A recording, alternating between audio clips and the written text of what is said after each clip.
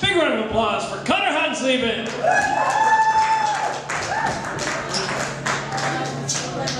Next up on stage is Ski, so put your hands together for Ski. Ski ball.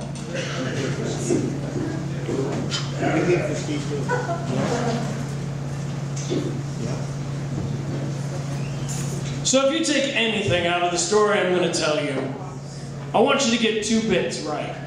The first, and the most important, is I am literally the best father ever.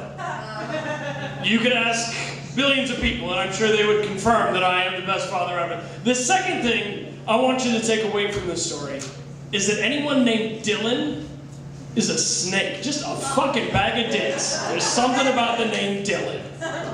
Alright, now I'm going to tell you this story about how good a father I am, simply because evidently there's people out there who disagree. I work by a philosophy, a fathering philosophy of natural consequences. You can't coddle kids too much because they grow up kind of fucked in the head. So I'm going to tell you a story because this is the one that's got the wife all mad. So here we go.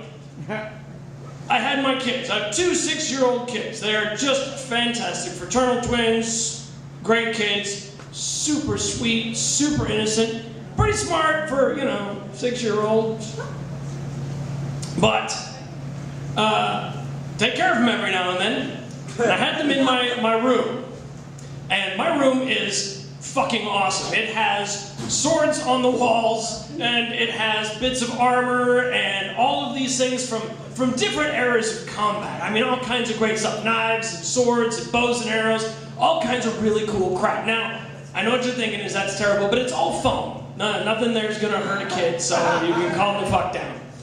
So, everything on the walls is all kinds of crazy cool for a kid, and I let him play with it, because what the hell's the point of having all this stuff if you can't swing it around and hit each other and have fun?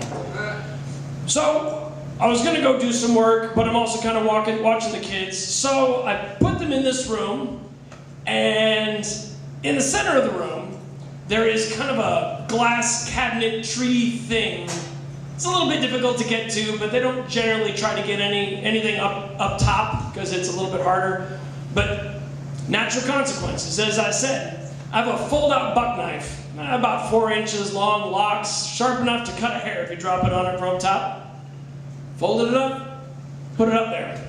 And I said, the knife that I have placed up there will cause deep tissue lacerations, will cause complications leading to neurological responses that may include arresting of your heart and deep hemotoxic responses.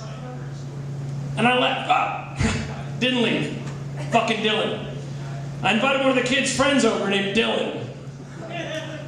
Never do that. I left Dylan in the room with him. Dylan is a little dick. That's all he is.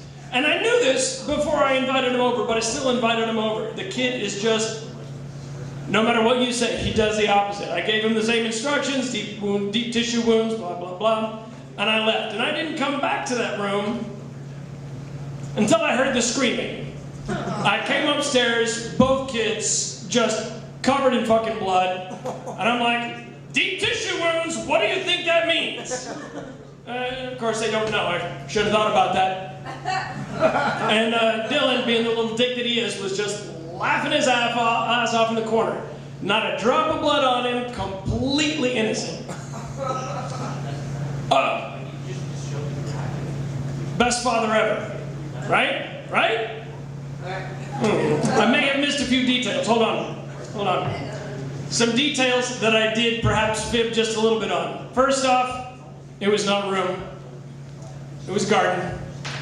Second off, it wasn't swords and cool axes and stuff. It was fruits. And third, it wasn't a buck knife. It was an apple. And fourth, I really fucking hate the story of the Garden of Eden.